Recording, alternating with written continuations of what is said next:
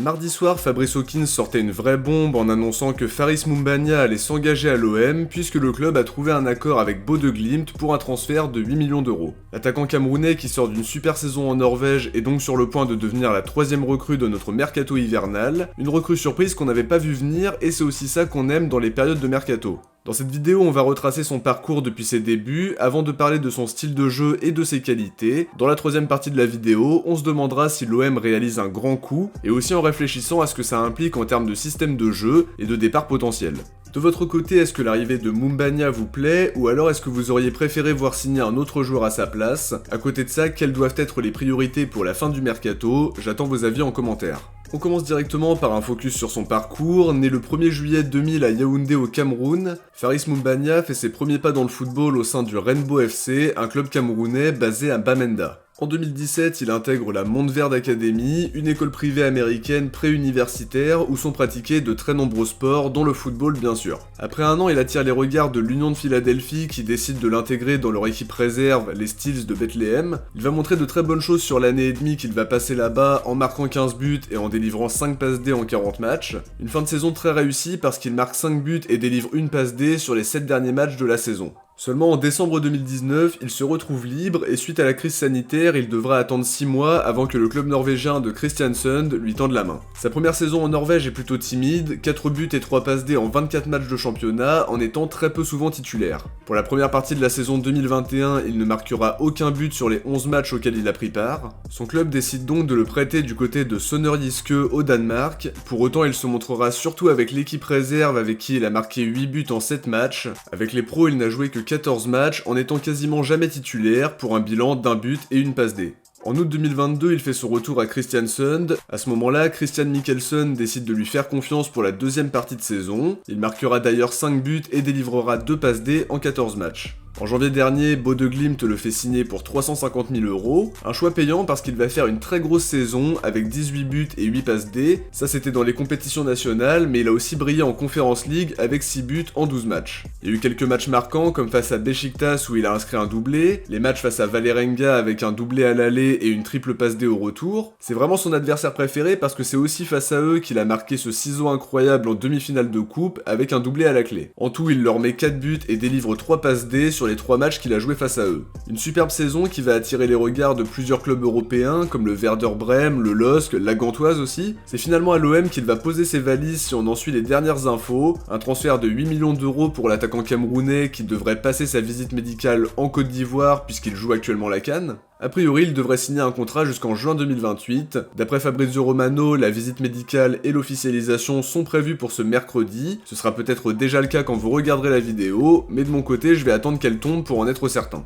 Sur son parcours en sélection maintenant, il a été international U17 avec le Cameroun au moment où il jouait avec la réserve de l'Union de Philadelphie. C'était l'occasion pour lui de jouer 3 matchs mais sans marquer. Sa super saison avec Bodø/Glimt a convaincu Rigobert Song qui l'a convoqué pour la première fois au mois de novembre, en lui offrant sa première sélection et première titularisation face à l'île Maurice. Il fait aussi partie de la liste pour la CAN 2024, donc on pourra le suivre avec attention. Pour l'instant, il a joué 5 minutes face à la Guinée parce que Song privilégie Magri, mais il pourrait avoir un coup à jouer avec la blessure d'Aboubacar qui pourrait être plus grave que prévu. Sur son profil, son style de jeu et ses qualités, c'est un pur attaquant qui a de grandes qualités physiques et athlétiques, qui est très puissant, qui est rapide, qui a de bons déplacements, qui sait bien se placer offensivement, et ça va clairement nous aider pour punir les adversaires en phase de transition. Un attaquant qui pèse sur les défenses et qui est vraiment excellent à la finition. Il a aussi des qualités certaines dans le jeu de tête, très bon dans le domaine aérien, mais pour tout ça, ça supposera d'avoir des ailiers ou des pistons qui sont capables de le trouver. En revanche, c'est quand même un joueur qui a besoin d'espace pour briller, seulement en Ligue 1 on est souvent confronté à des blocs bas quand on est Marseille, des défenses bien regroupées, et dans ces situations-là, ça peut être plus compliqué pour lui. À côté de ça, c'est un attaquant qui résiste très bien dans les duels, ça nous permettra de garder le ballon en fin de match parce que ça nous a souvent fait défaut cette saison. Il va clairement poser des problèmes aux défenses adverses parce qu'il faut constamment le surveiller, parce qu'il est puissant et rapide et qu'il pèse énormément sur les défenses. C'est un attaquant très dynamique qui est globalement assez complet, il sait apporter des solutions dans la profondeur et s'il a une occasion à exploiter, il ne se fera pas prier pour la concrétiser. J'en profite pour faire une petite dédicace à mon ami Massilia qui m'avait parlé de lui il y a quelques temps, qui en avait aussi parlé sur Twitter et qui m'a permis de ne pas avoir trop de retard dans mon analyse. Personnellement, j'aime beaucoup le profil et à ce tarif-là, je trouve ça vraiment intéressant.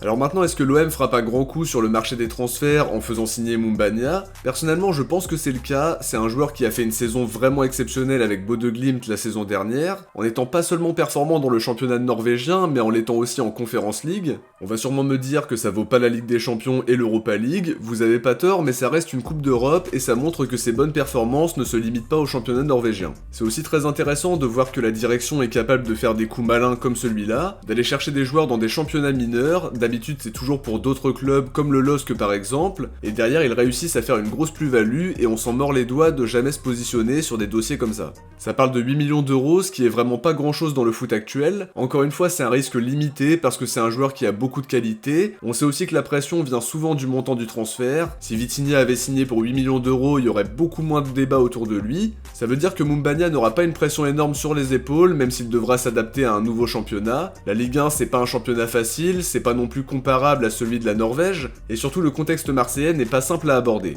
Le stade Vélodrome, c'est une ambiance fantastique avec une passion énorme, mais aussi des exigences qui vont venir avec. C'est pas la même chose de jouer devant 8000 spectateurs à l'Aspmyra Stadium de Bodø que quand tu joues devant les 65 000 du Vélodrome. À ce niveau-là, il faut avoir cette petite réserve et ne pas attendre monts et merveilles dès ses premiers matchs. On l'a vu quand on parlait de son parcours, il a une seule grosse saison à son actif et avant ça c'était quand même un peu moins flamboyant. Il a des qualités évidentes mais il faudra être patient avec lui parce que l'adaptation sera nécessaire. Il va devoir s'intégrer dans le collectif mais on imagine aussi qu'il ne partira pas comme titulaire donc il va s'adapter tranquillement avec d'abord des entrées en jeu pour montrer à Gattuso qu'il mérite de jouer plus. En dehors de ça, il va signer jusqu'en 2028, un contrat longue durée qui pourrait nous permettre de faire une plus-value très intéressante parce qu'il est sécurisé. Malgré ça, la plus-value ça reste incertain et clairement l'ambition ce sera d'abord de le voir briller avec nous avant de penser à un potentiel départ. C'est un joueur de 23 ans qui est sur la pente ascendante, qui avait déjà des prétendants bien identifiés, qui est international camerounais depuis peu, qui joue d'ailleurs sa première Coupe d'Afrique des Nations et qui va confirmer cette montée en puissance par un transfert à l'OM, qui a vocation à être un club ambitieux, en tout cas plus ambitieux que ce qu'il a connu récemment. Là où ça peut interroger, c'est qu'on a perdu beaucoup de joueurs pendant la CAN et on fait signer un joueur qui y participe. À mon avis, la raison est simple, il était convoité et si on attendait, le prix n'aurait pas été le même. D'ici là, on arrivera à composer avec Aubameyang, Vitinha et même Joaquin Correa qui a fait son retour à l'entraînement collectif. Après, son arrivée soulève quand même des interrogations par rapport au système de jeu et aussi à la question des départs. Si on reste sur le 3-5-2, on aura potentiellement 5 joueurs qui peuvent jouer dans le duo d'attaquants. Avant la CAN, Gattuso semblait privilégier le duo Aubameyang-Ndiaye, mais à côté on aura quand même Mumbagna, Vitinha, Correa et même Ismail Assar parce que si on reste en 3-5-2, c'est le seul poste auquel il peut vraiment prétendre. Donc ça peut clairement ouvrir la porte à un départ offensif dans les prochains jours. En revanche, si on passe au 4-3-3, on aura Aubameyang, Vitinha et Mumbagna pour un seul poste. Ça jette un doute sur l'avenir de Vitinha qui est souvent remis en question, même si Longoria semblait totalement écarter l'idée, mais ça peut aussi être du bluff. Ndiaye et Sarr peuvent jouer sur un côté, même chose pour Correa, même si je le préfère dans un rôle axial. En tout cas, ça reste une arrivée qui m'interroge par rapport à l'avenir de nos autres joueurs offensifs. On aura des réponses dans les prochains jours, mais je pense que ça annonce une fin de mercato très animée, très agitée, et qu'on va bien évidemment suivre sur la chaîne, comme d'habitude, à un rythme effréné.